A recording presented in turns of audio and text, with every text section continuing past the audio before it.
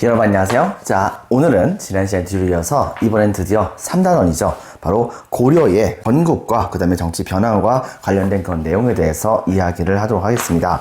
바로 지난 시간까지는 우리가 통일신라와 그 다음에 발해의 문화, 그 다음에 대외교류 이쪽에 대해서 이야기를 했었죠. 이번에는 바로 그 시대가 드디어 끝나고 나서 새롭게 하나로 통합이 되는 고려라는 나라가 어떻게 등장하게 되었으며 그 다음에 그 초창기의 국가의 통치 제도가 어떤 것이었었는지에 대한 그런 내용에 대해서 이야기를 하는 첫 번째 시간으로 하도록 할게요. 자, 지금부터 보도록 합시다. 여러분들은 교과서 76, 77페이지, 그 다음에 프린트는 1페이지에 해당됩니다. 자, 내용 보면 다음과 같습니다.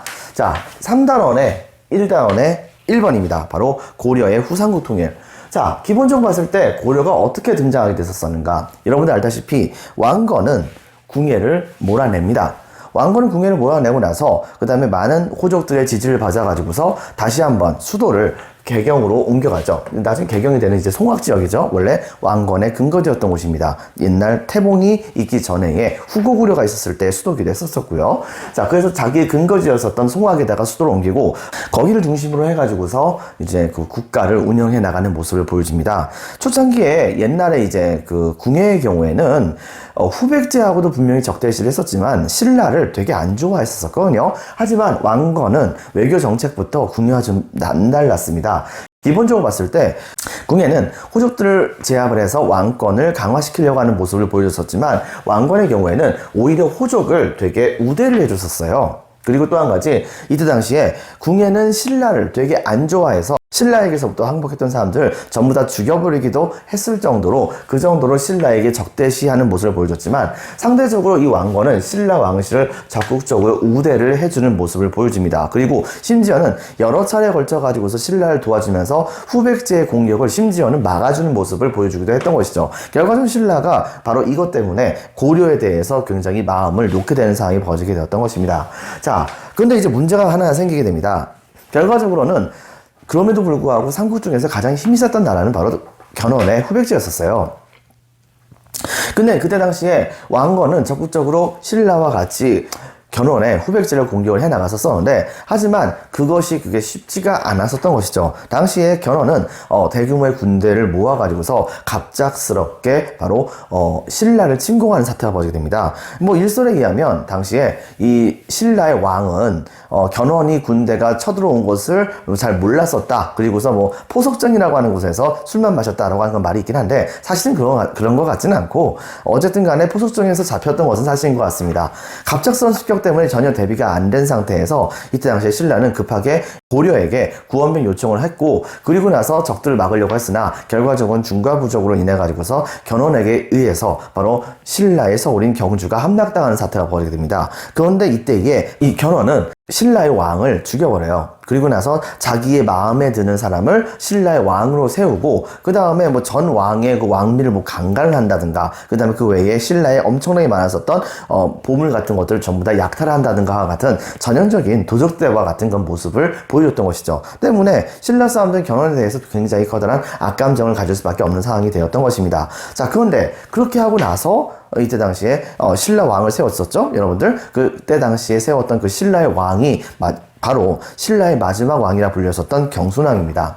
그리고 이때 당시에 이 견훤은 이제 모든 거 다 해먹고 이제 본국으로 다시 돌아가려고 했어요. 신라를 멸망시키기에는 아직까지 자기들의 힘이 강하다고 생각하지 않았었기 때문에 그냥 후퇴를 하고 있었었는데 문제는 뭐냐? 갑작스럽게 북쪽에서 이 왕건의 군대가 신라를 도와주러 왔다는 겁니다. 그것도 직접적으로 왕건의 군대를 이끌고서요. 결과적으로 어떻게 벌어졌었느냐? 당시에 이 견훤은 왕건의 군대와 대판 맞서 싸우게 됐죠. 근데 이 싸움에서 최종적으로 이제 이 싸움의 이름이 바로 뭐냐면 공산성 전투라고 얘기를 하는데 근데 바로 이 싸움에서 그만 왕건의 군대가 완벽하게 패배를 하게 돼요. 그렇기 때문에 어느 정도 패배를 하게 됐었냐면 왕건이 이때 당시에 병졸의 옷을 갈아입고서 도망갈 정도로 그리고 그 다음에 이때 당시에 왕건의 의복을 아끼는 부하 장수였었던 바로 평산신 씨의 시조죠. 바로 신순견 장군이 왕건의 투구를 대신 써가지고서 적들을 유인을 했었어야지만 됐을 정도로 그 정도로 완벽하게 고려의 군대가 패배하게 됩니다. 물론 신순경 장군은 이것 때문에 이제 돌아가시게 되죠. 어쨌든 간에 이렇게 해가지고서 왕건의 군대까지 완전 박살냈었던 이때 당시 후백제 군대는 말 그대로 이 후삼국 시대를 주도하는 모습을 실질적으로 보여주기도 했었습니다. 자, 그런데 이제 문제가 뭐가 있었었느냐?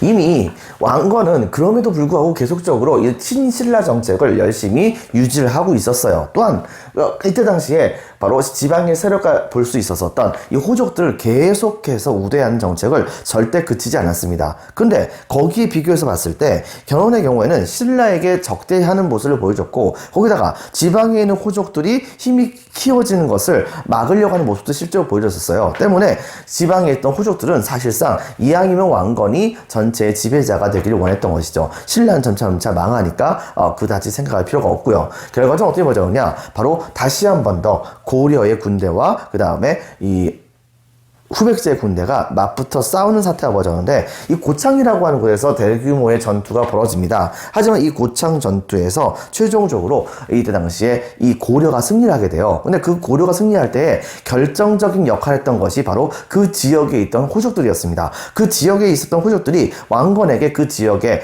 여러 가지 정보 같은 걸 알려주거나 아니면 직접적으로 군대를 들고서 왕건군에 같이 가담을 해가지고서 후백제 군대와 싸웠기 때문에 후백제는 여기에서 그만 패배를 할 수밖에 없었던 것이죠. 바로 이 전투 이후에는 다시 한번 이 고려가 점차 우세를 점하게 되는 모습을 보여주게 됩니다. 하지만 그럼에도 불구하고 지속적인 그런 힘의 균형 상태가 유지가 되고 있던 상황이었었는데, 때마침 갑자기 사태가 벌어지죠. 즉, 후삼국은 전부 다 여기 있는데 북쪽 지역을 차지했었던 발해가 갑작스럽게 거란족에 의해서 멸망합니다. 그런데 그때 당시에 바로 이 발해의 세자 출신이었었던 대광현이라고 한 사람이 거란국과 나름대로 열심히 싸우다가 도무지 안 되겠으니까 당시에 수만 명에 해당하는 바로 발해 유민들을 데리고서 고려에게 귀순을 요청합니다. 초창기에 고려가 있었을 때 발해도 고구려를 계승했었고 고려도 고구려를 계승했었기 때문에 당시 양국은 서로를 형제 국가로 인식했었던 건 측면이 있었어요. 그랬는데 갑작스럽게 발해가 멸망하게 되자 발해 유민들이 대거 고려로 들어왔습니다. 아무리 근데 여러분 한번 생각해 보세요. 형제 국가를 칭했다고 하더라도 그 나라의 유민들을 한번 다 받아주게 된다고 한다면 잘못하면 나라가 흔들릴 수도 있는 거잖아요. 당시에 이후에 공식적으로 확인된 것만 발해인들이 귀순했던 그 숫자가 대략적으로 한 10만 명 되는데, 당시 삼국을 통일했을 때 당시에 고려의 전체 인구수는 보통 200만 명 정도 생각을 하고 있습니다. 200만 명 중에서 10만 명이 들어온다. 여러분들 이것은 결코 작은 숫자가 아닙니다. 물론 공식적으로 확인된 것만 그 숫자가 온 것이니까 실제적으로는 그보다 더 많이 들어왔을 가능성이 매우 높기도 하죠. 그런데 이때 당시에 이 왕건은 그런 위험성이 있었음에도 불구하고 적극적으로 이 발해 유민들을 다 수용을 해줍니다. 그리고 그들 중에서 뛰어난 사람들은 높은 관직을 주기도 하고 심지어는 자신의 군대에 같이 배치를 하기도 했었죠. 자, 이런 상황에서 후백제에서 사건이 터집니다. 즉, 당시에 견훤이 자신의 후계자의 자리를 자기의 첫 번째 아들이었었던 신검에게 준 것이 아니라 자기의 막내 아들이었었던 금강에게 준 거예요. 금강하고 신검은 당시에 배다른 형제였었습니다. 자, 그런데 여기에서 화가 났었던 신검이 쿠데타를 일으켜가지고서 바로 아버지를 왕의 자리에서 쫓아버리고 금강을 죽이면서 후백제 제2대 왕으로 즉위를 하게 되죠. 당시 견훤은 어쩔 수 없이 이 신검에게 쫓겨서 금산사라고 하는 절에 유폐를 당하게 됐는데, 이것 때문에 이 견훤 원래부터가 성격이 좀 괄괄했던 분인데 아들한테 그렇게 쫓겨났다는 거 얼마나 열받겠습니까? 그래가지고서 어떻게 했느냐, 아예 아들에게 복수를 해야겠다 생각을 해가지고서 당시에 금산사를 탈출합니다. 근데 문제는 여러분 한번 생각해보세요. 탈출을 했었던 견훤이 자기 아들에게 복수하기 위해서는 자기 아들만큼 강력한 힘을 갖고 있는 사람이 있어야 되는데, 그 사람에게 부탁을 해야 되는데, 삼국 중에서 바로 그러한 힘을 갖고 있는 나라가 어디겠습니까? 바로 고려입니다. 그래가지고서 이때 당시에 견훤이 바로 왕건에게 귀순을 했던 것이죠. 근데 당시 왕건은 그렇게 자신에게 귀순을 했었던 그런 견훤을 큰아버지 뭐 이런 식으로 이름 부르면서 그러면서 굉장히 바로 어르신 대우를 확실하게 해준 거예요. 그러면서 견훤을 따라가지고서 같이 귀순했었던 후백제의 견훤파에 해당되는 세력들을 전부 다 포용하는 모습을 보여주게 됩니다. 자, 그렇게 된 상태에서 신라 보세요.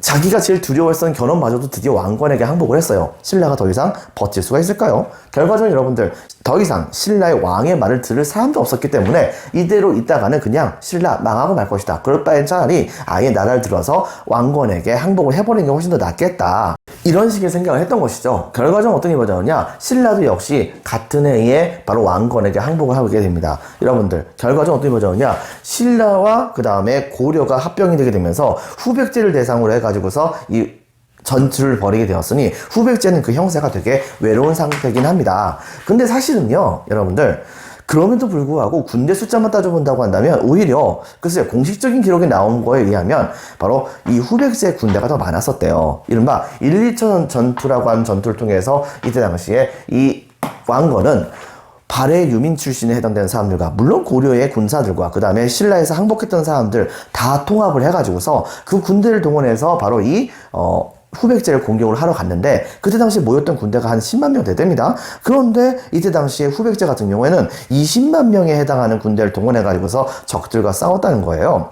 사실 그렇기 때문에 오히려 어떤 면에서 본다고 한다면 왕건의 부대가 훨씬 더 불리했었던 것이죠. 그렇긴 한데 문제는 뭐냐, 이미 전국의 상당수는 전부 다 왕건의 손아귀에 들어가게 됐습니다. 거기다 플러스 이때 당시에 바로 자기 아들을 왕건이 직접적으로 공격을 하러 간다는 얘기를 듣고서 견훤이 이때 당시에 등창이라고 해서 등에 커다란 종기가 났다고 하는데 종기가 나게 되는 그런 안타까운 상황이 되었음에도 불구하고 왕건에게 자기 스스로 이 전쟁의 선봉장이 되게 해달라고 요청합니다. 결과적으로는 왕건은 견훤을 선봉장으로 내보냈거든요. 그리고 선봉장으로 나섰던 이 견훤이 바로 후백제를 공격하러 갔을 때 후백제의 병사들은 바로 견훤을 보는 순간 옛날 우리가 모셨던 왕인데 우리를 공격을 하러 왔어요. 어떻게 하겠습니까? 이것 때문에 견훤을 공격을 해야 되는지 말아야 되는지 헷갈리다가 그러다가 항복했던 그런 사람들의 숫자가 월등히 많았답니다. 결과적으로 어떻게 보자면요, 최종적으로는 여러분들 바로 이 1, 2천 전투에서 승리를 거두게 되면서 후백제는 항복을 하고 드디어 고려가 천하를 통일을 하게 됩니다. 여러분들, 자, 고려가 천하를 통일하게 되는데 물론 이제 나중에 바로 이 견훤 같은 경우에는요, 후백제가 멸망을 한 다음에 그 다음에 신검이 항복을 했을 때 이때 당시에 초창기에서는 이 왕건이 신검을 그냥 잘 받아줬대요. 그렇기 때문에 이 모습을 봤던 견훤이 그래서 그런 건지 모르겠지만 갑작스럽게 등창에, 즉 등에 나 있었던 커다란 종기가 터지게 되면서 그러면서 죽음을 맞이했다고 합니다. 지금 현재도 여러분들 만약에 전라도 전주에 가보면요, 전주에 있는 한옥마을만 보지 말고요, 전주의 외곽 부분 한번 돌아볼 수 있도록 하는 시간을 가졌으면 좋겠어요. 거기는 실제적으로 현재 전에 내려오고 있는 견훤 왕의 무덤이라고 하는 곳이 현재도 남아있기도 합니다. 물론 그게 진짜인지 가짜인지는 지금도 모르긴 하지만요. 그리고 나중에 참고적으로 이 신검의 경우에는 어쨌든 간에 왕건에게 나중에 가선 죽임을 당했다는 것으로 생각이 되어지고 있어요. 결과적으로 여러분들 어쨌든 간에 이렇게 됨으로써 지난해는 그런 싸움에서 최종적으로 왕건이 최종적인 승리를 거두게 됩니다. 후삼국을 통일하게 되죠.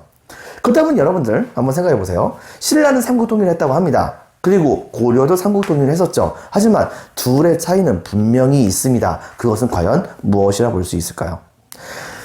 통일신라 시대 때는 기본적으로 바로 신라의 귀족이었었던 골품제에 입각한 귀족들 중심, 그것도 특히 진골들 중심으로 해가지고서 국가가 이루어져 나가는 모습을 보여줬습니다. 하지만 통일신라가 망했잖아요. 더 이상 진골이라고 하는 계층이 있을 필요가 없을 거 아니겠습니까? 자, 그러다 보니까 여기 보이다시피 고려는 바로 상대적으로 예전에 신라 사람들도 지배계층도 전부 다 수용했기 때문에 이런 사람들을 이때 당시에 전부 다 수용을 하는 모습을 보여줬을 뿐만 아니고 거기다 플러스 이전에 왕건의 부하들 전부 다가 호족 출신이고 심지어는 왕건 자체도 호족이잖아요. 그러다 보니까 지방의 실력과 볼 수 있었던 호족들이 전부 다 제대로 정치에 참여할 수 있는 통로를 확실하게 마련을 했던 겁니다. 더불어서 옛날에 바로 신라 사회에 엄청나게 불만을 많이 가졌었던 육두품 출신에 해당되는 사람들도 대거 이때 당시에 정계에 진출할 수 있는 계기를 마련했던 것이죠. 이전보다 훨씬 더 정치에 참여할 수 있는 세력이 많아지게 됩니다. 그리고 물론 이제 공식적인 것이기만 하지만 명목상이긴 하지만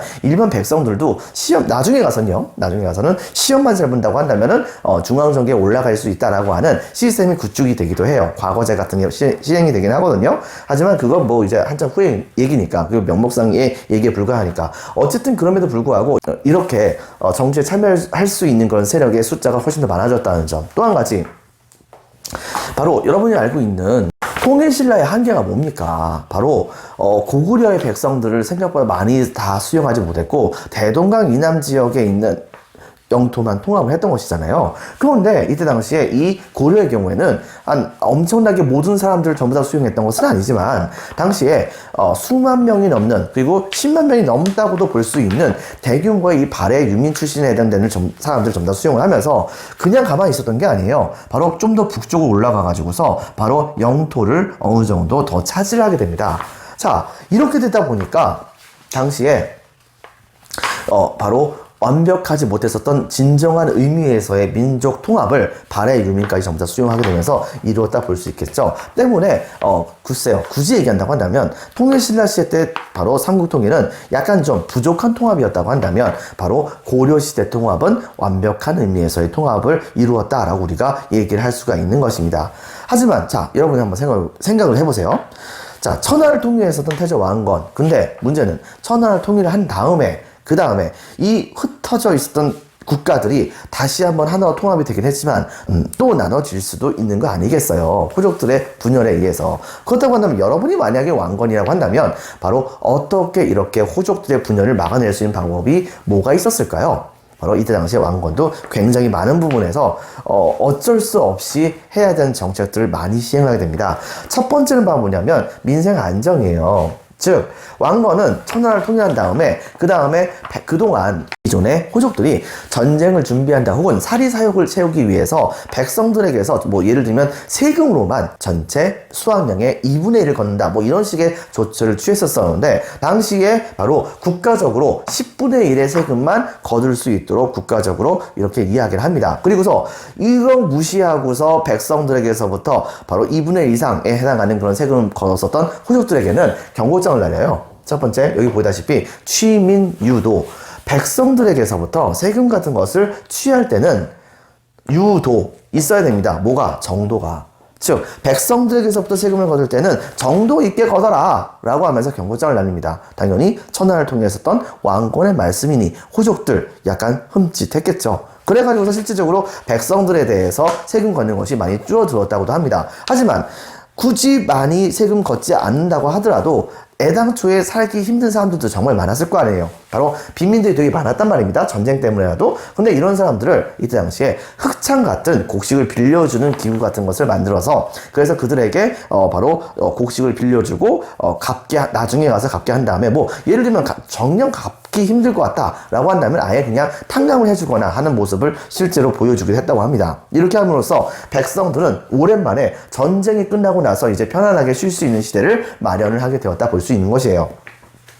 그 다음에 또 한 가지, 민족의 통합정책을 실질적으로 펼치게 됩니다. 즉, 옛 고구려, 즉 정확히 얘기한다고 하면 여기서 고구려는 바로 고려를 말하는 거겠죠. 고려의 신하들은 당연한 건데 신라 사람들도 자체적으로 와가지고서 알아서 항복을 한 것이기 때문에 그들에 대해서도 되게 후대를 많이 합니다. 근데 더불어서 바로 견훤을 중심으로 항복했던 그런 사람들도 역시 후백제 출신이긴 하지만 그렇지만 그들을 우대 안 한다고 한다면 전라도 지역에 있는 사람들이 전부 다 들고 일어날 거 아니에요. 그래가지고서 이때 당시에 바로 이 왕건은 옛 고구려와 백제와 신라의 지배 세력들을 전부 다 흡수하면서 그들을 적극적으로 우대해주는 모습을 보여주게 됩니다. 당연히 왕건의 세력을 대체할 수 있는 세력이 더 이상 한반도에 없는 상황에서 이 옛 고구려 백제 신라의 지배계층들은 왕건에게 기대를 할 수밖에 없는 것이겠죠.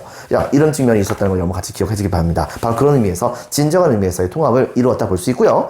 두 번째, 고구려 계승 의식을 가지고서 고구려 영토 회복을 추구하게 됩니다.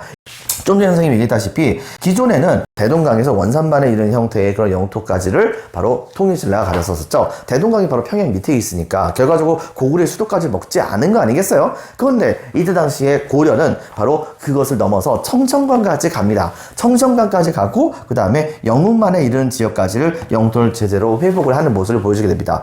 그리고 이걸 중심으로 해가지고서 고구려가 자기네들은 고구려를 계승했다는 것을 절대 잊으려고 하지 않았던 것이죠. 고구려 계승을 의식을 가지고서 고구려 영토 회복을 열심히 추구했던 것입니다. 더불어서 당연히 여러분들 알다시피 바로 나라 이름 자체를 아예 고구려, 즉 고려라고 이름을 지은 겁니다. 예전에 한번 선생님이 얘기한 적 있었죠? 바로 고려라고 하는 말은 고구려란 말의 줄임말이라고, 이런 말을 같이 여러분들이 기억해 주시고요. 실제로 여러분들 어떤 일이 있었냐면, 당시 거란족이 발해를 멸망시킨 다음에 이 지역을 다 차지하고 그 다음에 중국을 공격을 하려고 했었습니다. 자, 그런데 그렇게 공격하려고 한다면 뒷덜미에 바로 고려가 있잖아요. 공격을 하러 내려간 사이에 뒷덜미에 있는 고려가 북쪽으로 쳐 올라가면 어떡합니까? 때문에 이때 당시에 거란은 애당초부터 이 고려와 같이 친해지려고 노력을 많이 합니다. 예를 들면 사신을 보내가지고서 50마리 정도 되는 낙타를 같이 선물로 보내고 우리 같이 친하게 지냅시다 이렇게 편지를 보내기도 해요. 근데 이때 당시 왕건이 바로 그 자리에서 어떻게 했냐면, 이 거란이란 나라는 어저께까지 같이 동맹을 맺었던 나라를 하루아침에 멸망시켰던 신의가 없는 나라다. 그런 나라하고 같이 바로 동맹을 맺을 수 없다라고 하면서 바로 그 자리에서 사신의 경우엔 죽이진 않았지만, 여러분들 거란족 사신이란 말입니다. 유목민족이었단 말이에요. 들판밖에 보지 못했던 사람을 우리나라에 섬이 많죠. 바로 그 섬으로 아예 귀향을 보내버립니다. 여러분 생각해보세요. 섬에 귀향 간 유목민, 제대로 탈출이나 할 수가 있겠습니까? 자, 이렇게 해가지고서 보내버리고 데려왔었던 낙타 50마리는 만부교라고 하는 다리에다 묶어가지고서 먹을 거 하나도 안 줘가지고 다 죽여버리는 그런 모습을 보여줍니다. 이것은 대놓고 뭐 하자는 얘기예요? 바로 거란족과 싸우자는 얘기인 겁니다, 여러분들. 이런 측면을 여러분들 같이 기억을 해주기 바랍니다. 그래서 거란을 배격했던 것이죠. 즉, 발해를 멸망시켰었던 거란에 대해서 적대감을 강화시켰던 겁니다. 근데 이건 당연한 거예요. 왜냐? 고려가 바로 고구려를 계승한 나라잖아요. 근데 고구려의 원래 영토가 바로 만주 지역 아닙니까? 그 만주 지역을 차지한 나라가 지금 현재 거란족입니다. 당연히 친하게 지낼래야 지낼 수가 없는 것이겠죠. 이런 측면 여러분 같이 기억해 주기 바라고요. 이번에는 호족 회유 통제 정책을 펼치게 됩니다. 호족을 나름대로 통합하려고 하는 모습을 보여주는데, 이때 당시에 왕건은 당근과 채찍을 적절하게 사용합니다. 첫 번째, 처음에 왕이 됐을 때 바로 궁예가 통치했던 지역에 살고 있던 모든 호족들에게 환심을 사기 위해서 내가 이번에 궁예가 차지했던 그 땅을 완전히 대체해서 다 차지하고 새로운 바로 이 나라의 왕으로 즉위한 왕건이 한 사람입니다. 그러니 모든 호족분들이요, 저를 좀 잘 봐주세요 라고 하면서 선물을 많이 줬대요.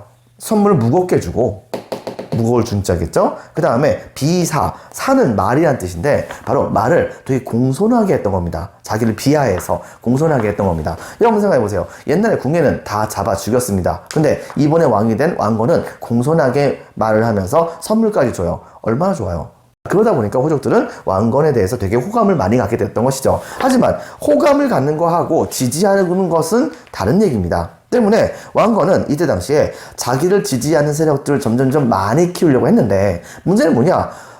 전국에 호족들이 너무 많아요. 그러다 보니까 각 지역에 대호족들이 있는데 그 대호족들을 웬만하면 내 편을 만들면 좋겠어요. 문제는 만드는 것이 너무 힘든 겁니다. 그래가지고서 어떻게 할까 고민하다가 왕건은 어쩔 수 없이 한 가지 방법을 씁니다. 그 방법은 바로 뭐냐? 전국의 가장 강력한 호족들 있죠? 이 호족들의 딸들과 다 결혼해요.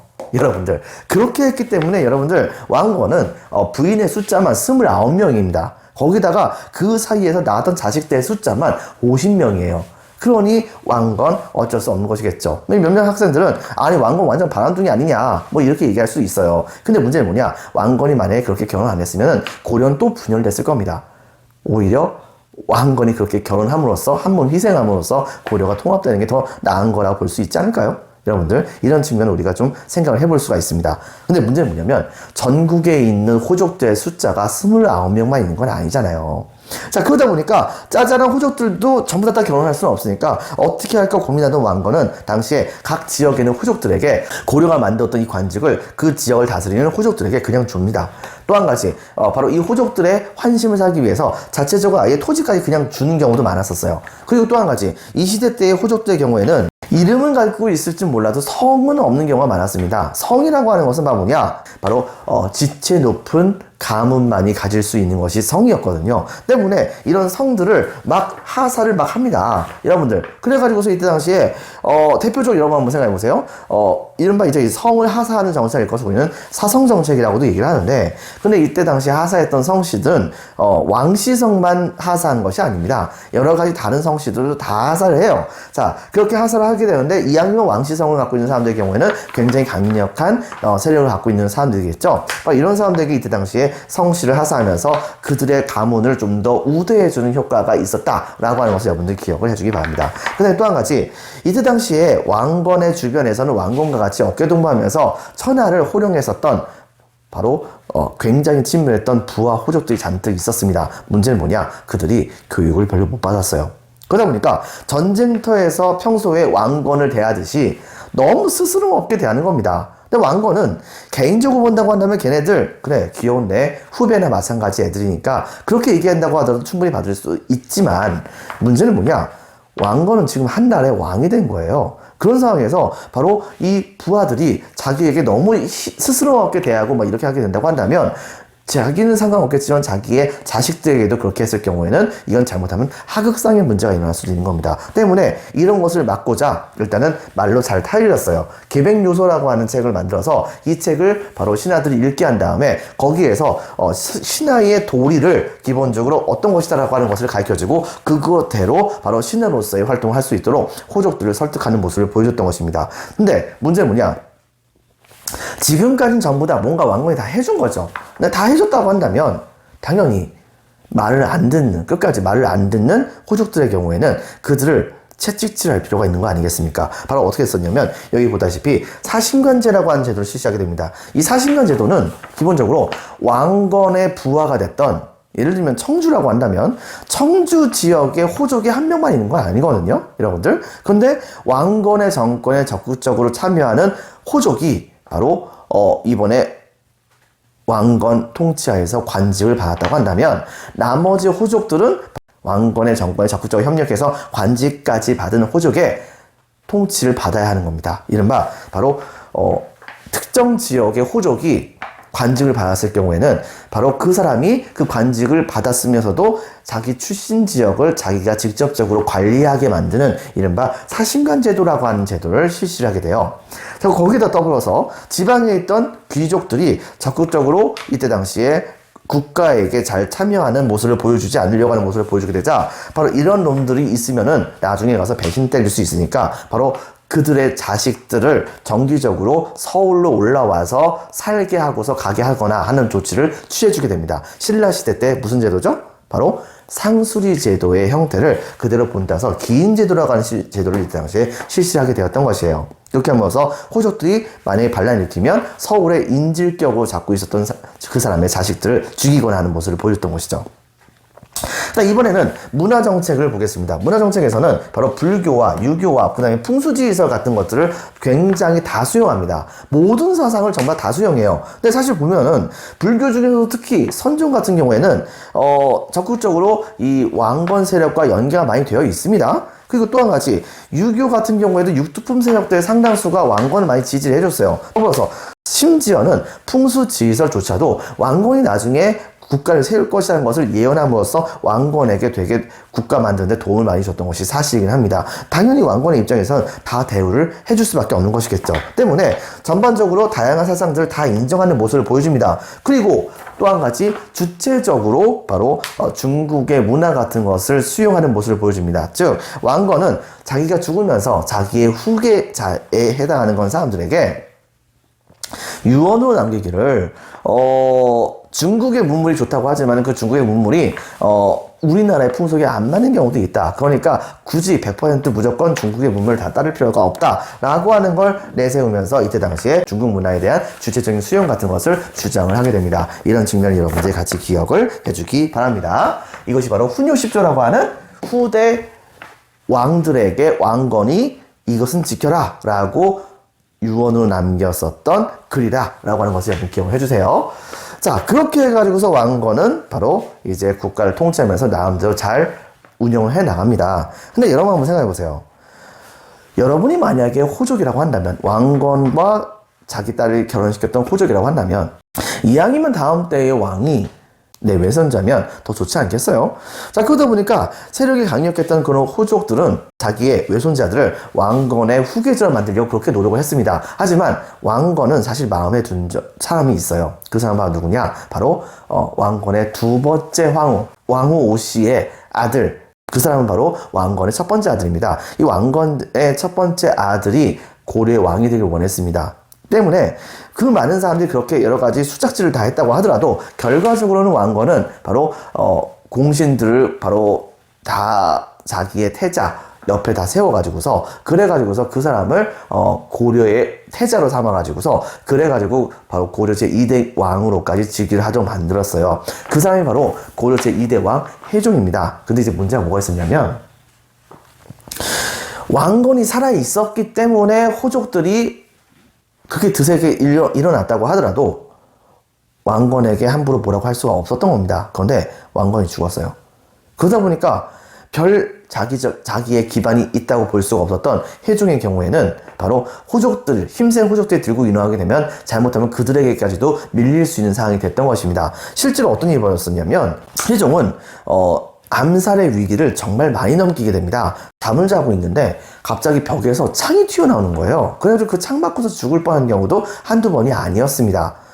그리고 뭐 여러 차례에 걸친 암살 위기도 진짜 많이 넘겼었죠. 자, 그렇게 했다가 결과적으로 어떻게 벌어졌냐? 자기의 외손자를 바로 다음 때 왕으로 세우고 싶어 했었던 바로 또 다른 호족 중에 한 명이었던 왕규라고 하는 사람. 여기서 왕씨는 진짜 왕건의 친척이 아니라 사실은 사성정책, 즉 성을 주는 정책에 의거해서 왕건에게서부터 왕씨성을 받은 사람을 말합니다. 이 왕씨성을 받았었던 사람들 중에서 왕규한 사람이 있었었는데 그 사람도 자기 딸을 왕건에게 시집을 보냈었어요. 근데 그 사이에서 아들을 낳았었는데 바로 그 자기의 외손자를 바로 해종 다음 때 왕으로 세우고자 노력을 했었던 왕규라고 하는 사람이 쿠데타를 일으켜가지고서 해종을 죽이고서 자기의 외손자를 왕위로 세우려고 했답니다. 그런데 이때 당시에 이것을 미리 알았었던 두 번째 왕자와 세 번째 왕자가 바로 쿠데타를 일으켜가지고서 그 왕규가 반란을 일으켰던 것을 진압했답니다. 문제는 그렇게 진압을 하는 과정 중에서 그만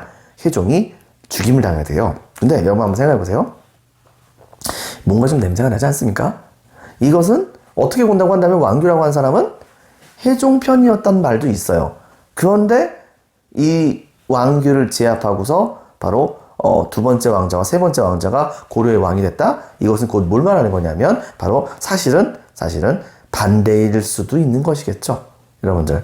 어쨌든 그것은 우리가 제대로 확인할 수 없는 것이기 때문에 그냥 뇌피셜로만 우리가 생각을 해볼 수가 있는 것입니다. 자, 어쨌든 간에 그렇게 해가지고서 왕위를 계승했던 사람은 바로 고려 제3대 왕 정종이라고 하는 왕입니다. 이 정종은 가장 강력했었던 호족의 아들이었었어요. 근데 문제가 뭐가 있었었냐면 이 사람은 이때 당시에 자기가 권력을 장악하고 고려를 자기 마음대로 막 움직이려고 했었었는데 왕건의 유언 중에서 여러분들 고려의 수도를 개경으로 삼자고 얘기는 했었지만 그렇지만 바로 이때 당시에 새롭게 얻었던 땅 중에서 그 지역을 확실하게 왕건의 고려의 영토를 삼기 위해서 고구려의 옛 수도였었던 평양성 있죠. 이 평양성을 서경으로 정해놓고 1년 중에 몇십 일은 반드시 서경에 가서 지내도록 해라라고 하는 유언을 남겼단 말이에요.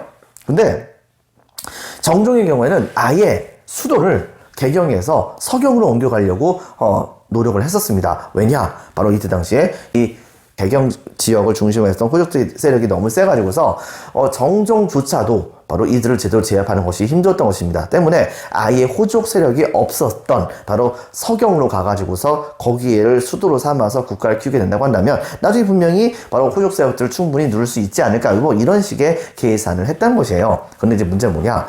그래가지고 실제로 궁궐을 많이 만들었었고 궁궐 공사가 한참 많이 이루어지고 있던 상황이었습니다. 물론 호족들은 반대를 많이 했었죠. 하지만은 정종은 무조건 이것을 밀고 나갔습니다. 그런데 그러던 어느 날 바로 오늘도 서경에 가서 궁궐 어떻게 만들어지나 잘 보고 있었던 이때 당시에 정종. 근데 보다가 다시 이제 서경 오고 있었는데 갑자기 하늘에서 먹구름이 몰려오더래요.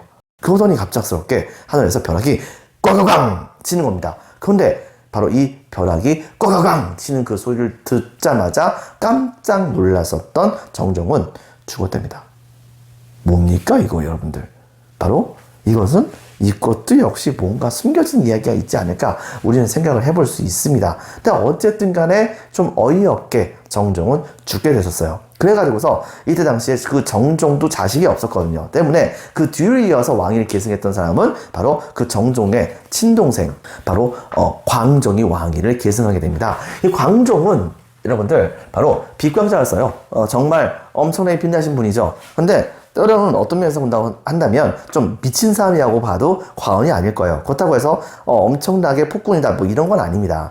이분은 이때 당시에 무슨 생각이 있었었냐? 호족 세력이 확실히 세다는 걸 알았어요. 그래가지고서 어떻게 할까 고민하다가 무려 7년 동안이나 바로 호족들이 자기네들끼리 그냥 치열하게 다투고 싸우고 하는 거 그냥 아무 말도 하지 않았습니다. 그냥 지켜만 봤대요. 지켜만 보면서 그러면서 국가가 평화롭게 돌아갈 수 있도록만 조치를 취했답니다. 역사 기록에 의하면 당연히 그때 당시 그 역사책을 썼던 사람들도 전부 다 호족이었었으니까 바로 호족들은 그 7년 동안의 기간이 굉장히 평화롭다라고 이렇게 적어놓기도 했었습니다. 그런데 그 7년 동안의 광종은 과연 뭘 하고 있었느냐? 바로 호족들이 그렇게 나대는 모습을 보고서 곰곰이 저놈은 제거해야 할 놈인지 저놈은 냅둬도 될 놈인지 다 계산을 했던 겁니다. 그리고서 7년 동안 계속해서 지켜만 보고 있다가 본격적으로 왕권을 강화시키는 모습을 보여주려고 했던 것이에요. 당시에 광종은 뭘 했었냐면 이른바 노비안건법이라고 하는 법을 통과시킵니다. 이 노비안건법은 불법적인 노비, 즉 삼국 통일 과정 중에서 적들을 사로잡았을 거 아니에요. 그렇다고 한다면 그 사로잡혔던 사람들은 전부 다 노예가 되는 겁니다. 누구의? 바로 그때 당시에 고려 편이었었던 호족의 노예가 되는 거예요. 그런데 고려는 기본적으로 왕건이 천하를 통일하면서 그러면서 그런 식으로 포로 잡혔던 사람들 전부 다 풀어주고 하는 모습 많이 보여줬거든요. 거기다가 또 한 가지 호족들은 전쟁 포로뿐만이 아니고 자기가 새롭게 정복했던 땅에 살고 있는 사람 전부 다를 노예로 삼는 경우도 있었던 거예요. 근데 이 경우는 고려 자체가 인정했던 것도 아니었거든요. 하지만 호족이 자기의 권력을 믿고서 불법적으로 그들을 전부 다 자기의 노예로 삼은 겁니다. 그런데 이때 당시에 광종이 바로 그렇게 해서 노예가 됐던 사람들을 풀어주겠다라고 선언한 거예요. 풀어주는 방법은 무엇이냐? 현재 호족의 노예인 사람이 저는 사실은 노예가 아니었습니다 라고 관아에 가서 얘기만 하면 그냥 풀어주는 겁니다. 여러분들 실제로 그렇다 보니까 원래는 진짜 노예였는데도 그냥 저는 원래 노예가 아니었습니다 라고 얘기를 해가지고서 풀려난 사람들도 많이 있었겠죠. 당연히 그것은 곧 호족들의 바로 노동력을 빼앗는 것입니다. 호족들의 노동력을 빼앗는다고 한다면 자연스럽게 바로 호족들의 사병을 빼앗는 것이고 호족들의 바로 노동자들을 뺏게 되는 것이니까 호족의 군사력과 그 다음에 경제력을 약화시키는 것이죠. 더불어서 노비가 세금 내는 거 본 적 있습니까? 여러분들? 노비는 재산이에요. 그러니까 세금 절대 안 냅니다. 그런데 이때 당시에 그들을 양민으로 풀어주게 됨으로써 그들에게서부터 국가가 세금을 확충할 수 있는 시스템을 구축을 하게 되었던 것이죠. 자, 이렇게 해가지고서 광종은 굉장히 국가의 재정을 강화시키고 호족의 힘을 약화시키는 조처를 취하게 됩니다. 더불어서 과거제를 실시하게 돼요. 즉 지금 현재의 바로 고위급의 관리에 올라온 사람들은 사실은 실력이 검증돼 가지고 올라온 사람들이 아닙니다. 뛰어난 사람들이 아닐 수도 있단 말이에요. 그런데 이것을 뛰어난 사람을 뽑아 가지고서 국가를 통치하는 형태가 이루어져야 하는 것이 당연한 것임에도 그 사람들을 평가할 수 있는 방법이 없었기 때문에 국초에는 그냥 냅뒀던 겁니다. 그래서 세력이 센 사람에게는 관직 높게 주고 세력이 낮은 사람에게는 관직 낮게 주고 뭐 이런 방식이 되게 많았던 거예요. 그런데 이때부터 어떤 일이 벌어졌었느냐? 자, 바로 이 광종은 중국에서부터 후주라고 하는 나라의 바로 인재 중에 한 명이었던 쌍기라고 하는 사람이 고려로 사신으로 왔었어요. 당시 후주는 나중에 조광윤이라고 하는 사람이 쿠데타를 일으키면서 그러면서 새롭게 나라를 세웠으니 그게 바로 송이 되는 거죠. 후주가 나중에 송이 되는데 그 쿠데타가 일어나기 전에의 국가가 바로 후주였습니다. 근데 그 후주의 신하였었던 쌍기라고 하는 사람이 도착을 했을 때 이 광종은 그 쌍기를 만나가지고서 중국의 과거제에 대해서 많이 듣습니다.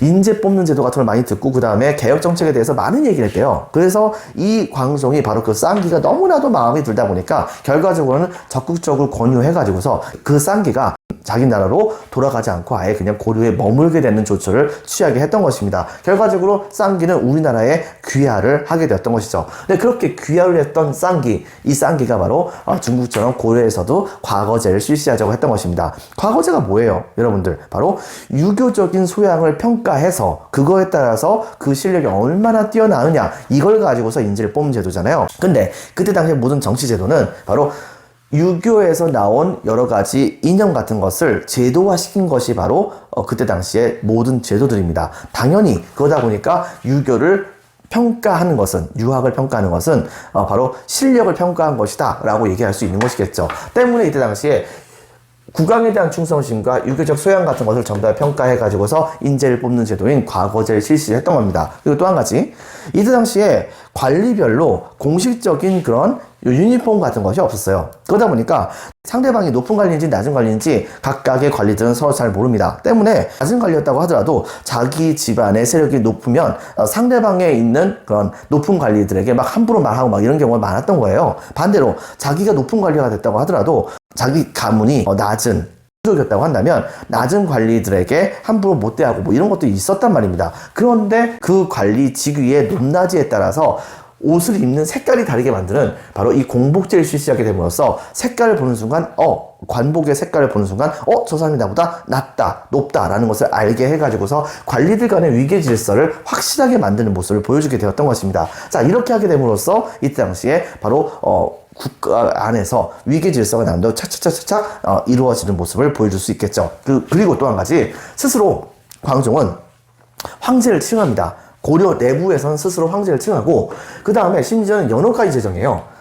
물론 외교관계 상에서는 바로 중국 세력들에게 중국의 문물 같은 것을 많이 수용하기 위해서 자기가 스스로 황제국을 칭했다라고 하는 말은 하진 않았어요. 대내적으로만 황제국을 칭한 거예요. 하지만 어쨌든 간에 황제를 칭했다는 것은 그만큼 강력한 왕권을 광종이 꿈꿨다는 것을 볼 수 있는 것이겠죠. 자, 그래가지고서 이때 당시에 내세웠었던 대표적인 연호가 바로 광덕, 얼마 후에 준풍이라고 하는 연호를 내세우는 모습을 보여줬습니다. 근데 여러분 다 같이 한번 보세요. 하나같이 지금 뭐 하는 겁니까? 첫 번째, 바로 노비 풀어주면서 호족의 힘을 약화시키고 있죠. 더불어서 바로 옛날에는 세력이 센 호족이면 별짓 안 해도 그냥 자기 자식 고위급 관리 막 시킬 수 있었는데 이때부터는 과거 시험 봐야 돼요.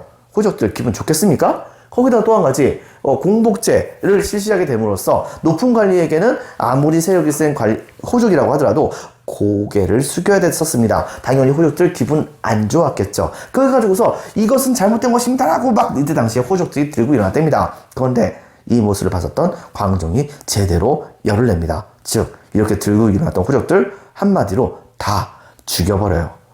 당시 기록에 의하면 관리들은 궁궐에 출근을 할 때 항상 기본적으로 자기 아내하고 바로 죽을 때 해야 하는 인사를 하고서 출근을 했다고 합니다. 왜?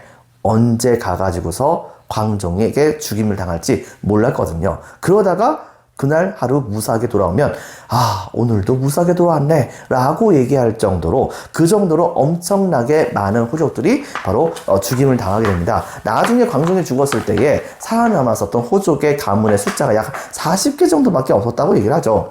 그렇게 가지고서 이때 당시에 이런 광종은 정말로 많은 호족세력을 전부 다 숙종을 했던 거예요. 자, 그렇게 하다 보니까 자연스럽게 바로 왕권이 강화가 될 수밖에 없었던 것이겠죠.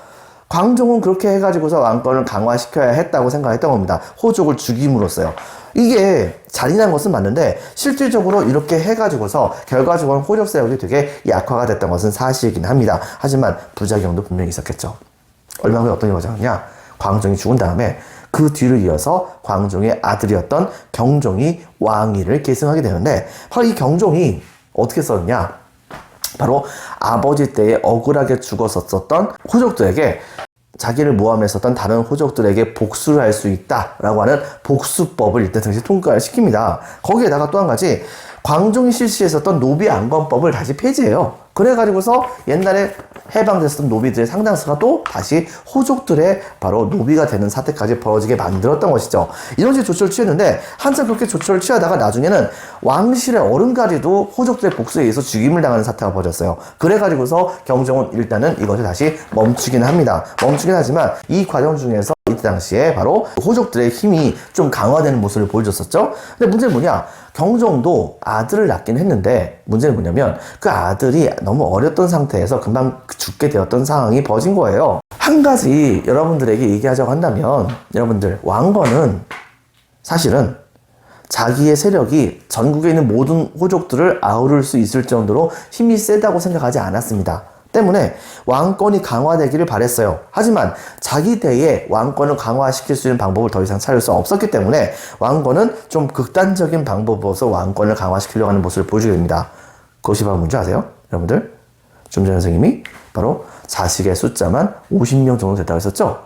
근데 바로 그 자식들끼리만 결혼을 시킵니다. 여러분들, 이건 정말로 극단적인 형태의 근친혼이라고 볼 수 있겠죠. 실제로 그 근친혼의 효과를 왕건의 가문은 아주 톡톡히 봅니다. 왜? 자식들이 거의 금방 다 죽어요. 경종도 제대로 된 아이를 낳을 수 있는 상황이 못했습니다. 바로 자기의 거의 엄청나게 가까운 친척과 같이 결혼하는 모습을 보여주는데 그 사이에서 어떻게 하다 보니까 아이를 낳게 됐던 거예요. 근데 문제는 뭐냐면 경종이 금방 죽게 됐습니다. 죽게 되다 보니까 자연스럽게 자기 아내의 오빠였던 사람이 바로 고려의 왕으로 즉위를 하게 됩니다. 왜? 바로 자기 아내 오빠가 사실 역시 왕건의 후손이기도 했기 때문이죠. 그래가지고서 그렇게 바로 경종의 처남이 고려의 왕위를 계승하게 되었으니 그게 바로 누구냐면 고려를 사실상 고려의 시설을 완성했다고 볼 수 있는 성종이라고 하는 사람입니다.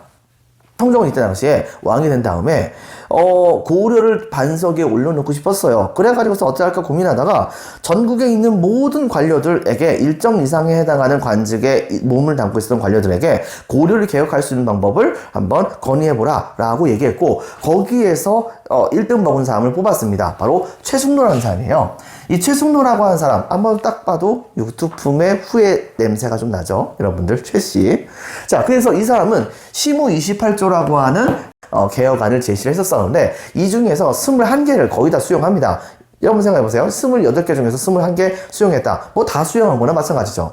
근데 그 내용은 첫 번째, 이 최숙로 자체가 원래 유교로 국가의 통치 이념을 삼아야 된다라고 주장했던 내용이 있었습니다. 때문에 그 유교를 국가의 통치 이념을 삼고 더불어서 바로 최숙로는 지방을 제대로 통치하기 위해서는 지방관을 파견해야 된다라고 얘기합니다. 아니 선생님, 그렇다고 한다면 태조 왕건은 초기에 지방에다가 지방관을 파견하지 않았단 말입니까?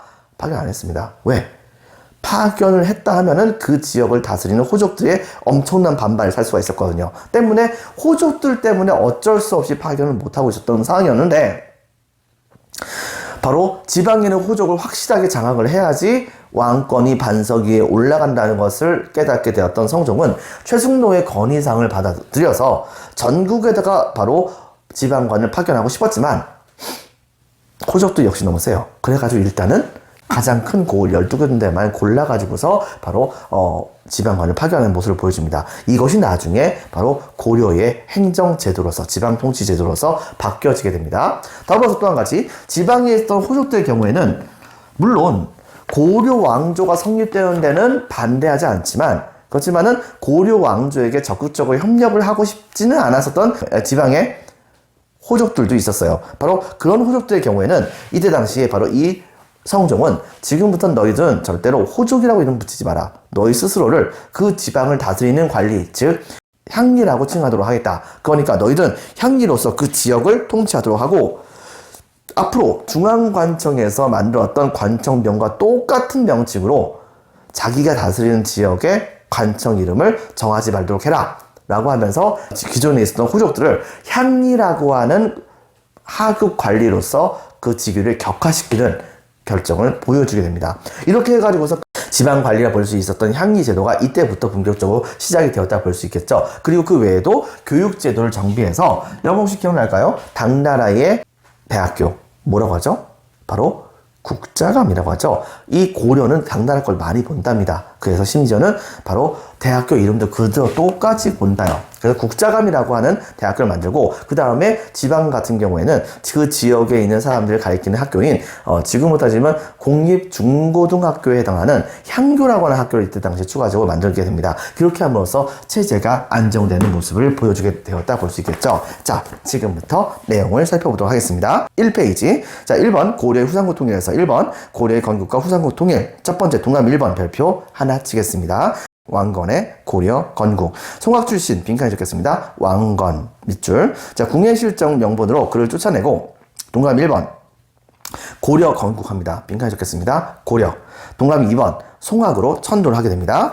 자, 별표 한 개 반. 고려의 후삼국 통일. 동감 1번 신라 왕실. 자, 신라 왕실과 대호족을 우대했습니다. 동감 1번. 동감 2번 후백제와 대립을 했었죠. 그리고 중간에 공산전투와 같은 전투에서 고려가 밀리긴 했지만 최종적으로는 첫 번째 빈칸에 적겠습니다. 고창전투에서 박스. 자, 승리 밑줄. 그 다음부터 후백제에게 본격적으로 우위를 점하기 시작을 했고 나중에 가서 동감 1번 바로 빈칸에 적겠습니다. 발해 유민 수용.